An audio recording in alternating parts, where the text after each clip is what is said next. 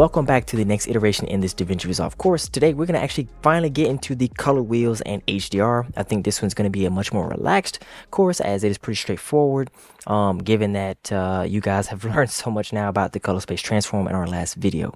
So without further ado, let's go ahead and jump right into the software. Okay, so here we are in DaVinci Resolve, of course, and we are picking up where we left off with our footage.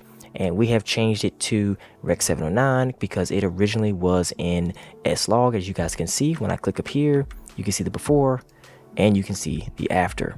Before and after. Now, again, we talked about this before, but there are a lot of wheels down here in the bottom left. And I think I mentioned this in one of my previous videos where I said to not really go willy-nilly in here. And I'm about to explain why.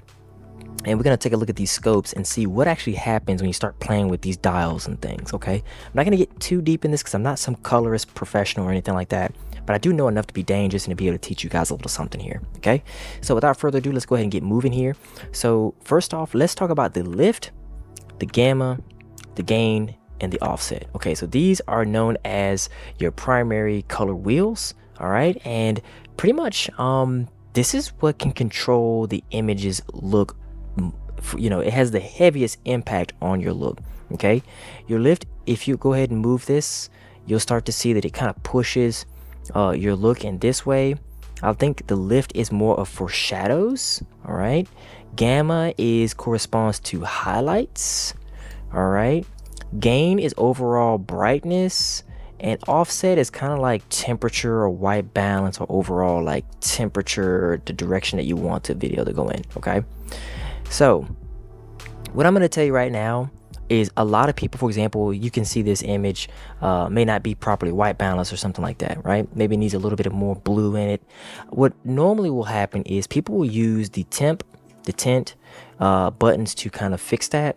And actually we can see a little bit of green in this image. Whether you can see it or not, there really is green there, because if you look on the waveform, you can see some green here. You're probably looking at this and you're saying, where is there green? Well, that's why these waveforms are so powerful and why you have to go by the mathematics, because my screen may not display green, your screen may not display green, but that doesn't mean that your friend across the street from you or your neighbor doesn't see green on their screen. So you remember, you're making video and content for people that are using different devices, different displays, different color spaces on their displays, different types, sRGB curves, you know, HDR curves, you know, so on and so forth. I can get on all these terms, but these all correspond to just color. Color alone is a massive, massive topic, and I can get into that alone and make an entire YouTube channel on it, but I'm not. But I just want to introduce you guys to it a little bit and let you know that all of these little dials and things make a difference. They do matter whether you see it or not. So you have to start using those scopes, okay? But we'll get into that a little bit later. I'm going to have a whole video on scopes. But for now, let's start talking about the wheels and talk about what you can do and how you can kind of evaluate what you're doing. All right, let's jump right back into our software here. So let's go ahead and talk about the lift. As I mentioned, you guys can see you can lift certain things. Then we've got gamma though. Gamma is really useful for certain things. Maybe you want the highlights to have a certain tone to it. I used to make a passion project where I had this helmet and there's like an LED, and I would change the gamma or the highlight of my helmet to be blue rather than it being the typical white to give it a certain sci-fi vibe. Again, the gamma can kind of do that. You can kind of push things in certain directions. And as you can see, most of this is highlight, like right in here, highlight back in here, highlight on her face. So obviously you're going to get your whole image to be impacted on this stuff, okay? But it's actually really, really cool. Gain is exactly that. Gain makes your image brighter, darker. I would say that the gain has the most strongest impact on your image. It's very, very strong, okay? And then you got these little okay, of course we got offset. Don't want to forget about offset. I use this to kind of white balance my image. So I'm actually going to demonstrate that right now. So we're going to go over here and click on waveform. We're going to go over to the vector scope. And as you can see this little line is kind of pushed over into the kind of the magenta side of things, and it got a little bit of hint of green. So I like to use the offset because I can hit all the colors at once. So I can make it warmer by pushing this up, but I can also take away blue at the same time. Whereas if you had just did warm here and added coldness to take away, you're only just giving it blue, okay? I hope that makes sense. So you're at least killing like 5 birds on one stone with this one. You can truly balance your image all in one pop rather than mess with this dial, mess with this dial. Okay, these dials are more for like specific little quick things, but if your whole image is off, as you guys can see mine is a little bit, you can kind of play with that. Okay, so I'm gonna go ahead and do mine. I'm gonna move it a little bit over into, and then a little bit goes a long way, and I'm trying to get it away from green, so I'm pushing upward and over, or downward and over a little bit to get it away from that green. And as you guys can see, this already looks different. Okay, so we hit Control D. Actually, we probably should have done that on another node. So I'm gonna do is going to hit Alt S, and we're gonna copy this by hitting Control C. We're gonna paste these settings onto this one by hitting Control V, and now you can see that looks crazy.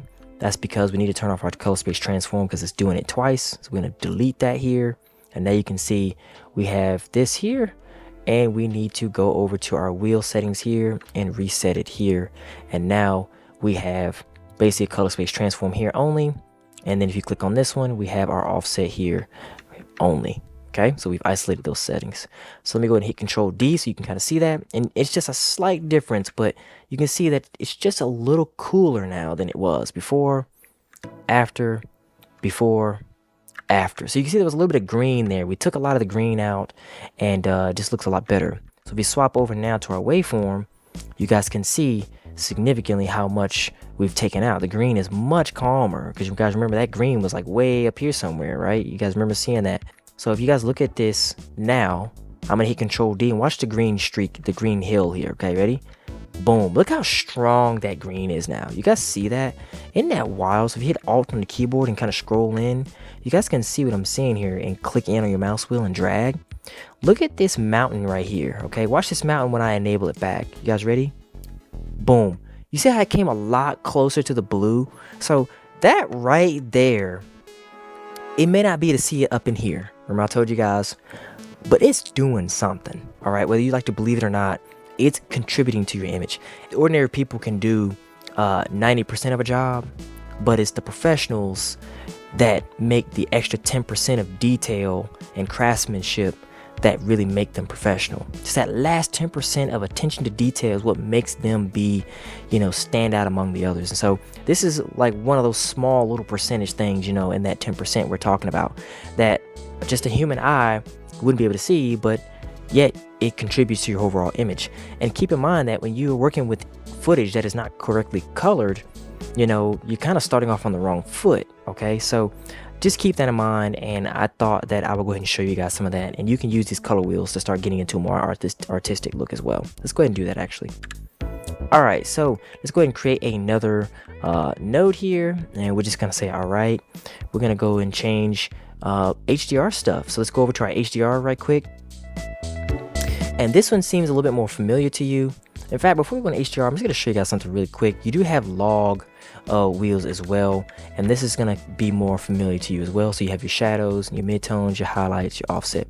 Okay, now I don't generally like to deal with these too much because HDR can do so much when you're in S-Log, but definitely feel free to use these where needed. You can push things in certain directions. As you guys see, I'm pushing the midtones right now, giving her more of a purple. So this is actually really, really powerful. You can take your shadows. The shadows seem to be, let's go ahead and fix our waveform here by hitting Alt on the keyboard and zooming out. And there we go. But our shadows seem to be more on and you can look down here in the shadow, like in the trough area down at the bottom, and they're right now in this like green, orangey, yellow side. So you can actually use these log wheels to kind of push them in the opposite direction and kind of go the other way. Okay, you can see we're starting to pull out of that a little bit. We're trying to get away from those greens, and we're going up and over. Okay, so definitely it's kind of interesting how you can do things with your image. It is pretty fascinating how you can use these wheels to kind of do stuff like that. And the same thing with highlights. You want your highlight, the glares back here to be more of a blue, where you can make it more of like a cyan blue.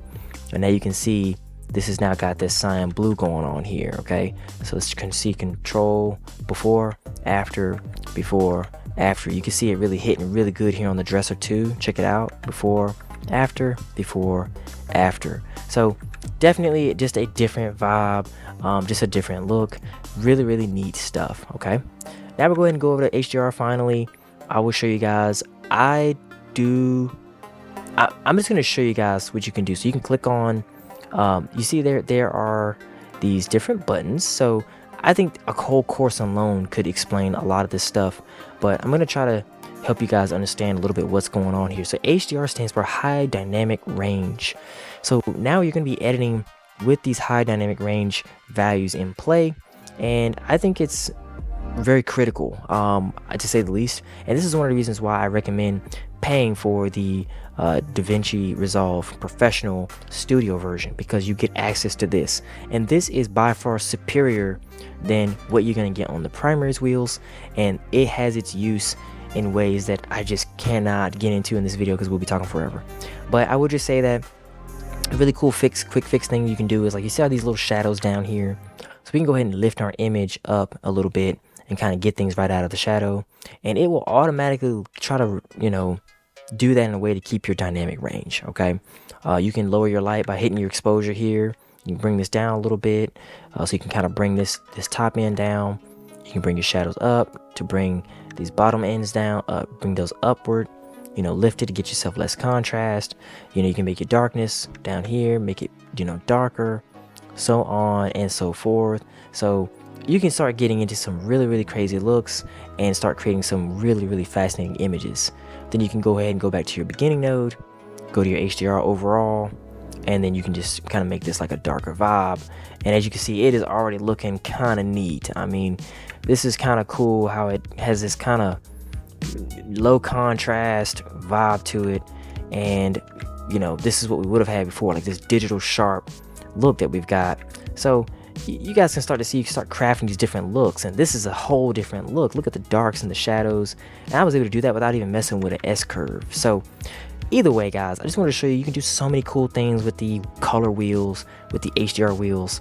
There's really I would actually say there is a right or wrong. Like, if you take these things, you take these primary shadows and you crank this way up over here, where you can see there's like a flat line right here, so you can actually crack or you can break your colors as well too, just like you can your exposure.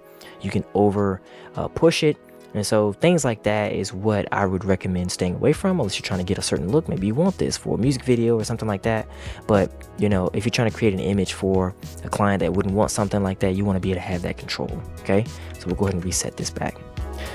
Alright guys, so that is pretty much it for the color wheels and the primaries and the log wheel, and we talked about HDR as well.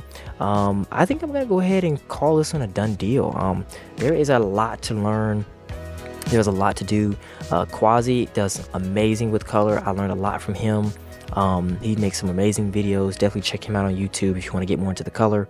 I do plan to get more into color, and you guys will be seeing me do stuff with color. But yeah, I think that's enough to get you guys dangerous and give you guys an idea of what you're looking at and not be overwhelmed by the interface. Okay, so next time we're going to get into remote grading. So I'm going to start showing you guys how, when you make those color grades and things, how you can apply them onto multiple videos rather than doing each clip every time. So that's something that a lot of people just don't know about. So either way, guys, I will see you guys in the next video, and you guys take care, and we'll see you guys. Take care.